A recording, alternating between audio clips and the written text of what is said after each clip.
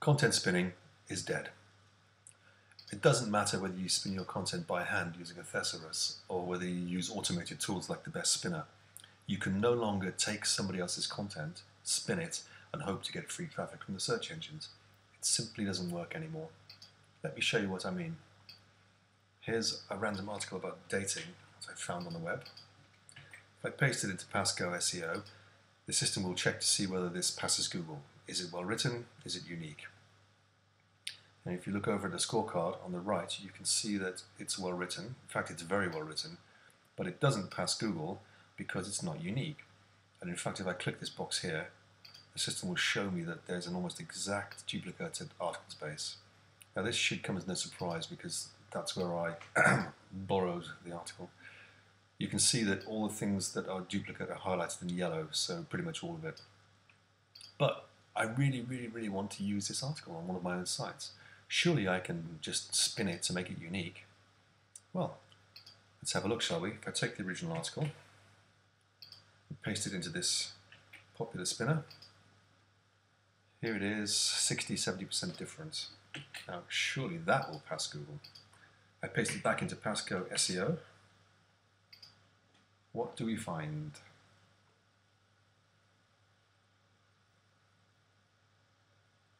We find something very interesting. Although technically this may now be a unique article, the system has detected that there's lots of spun text in it.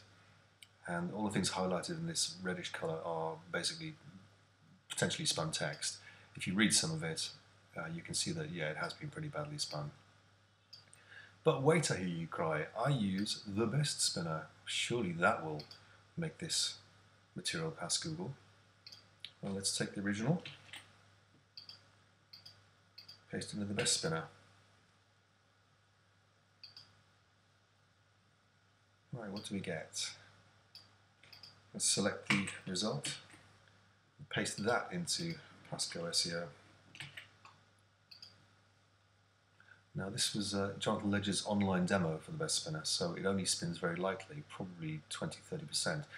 And in fact you can see that the system has detected that there is spun text in there, but also it's not unique. In other words, there was enough of the material left from the original for the system to be able to detect where that original was.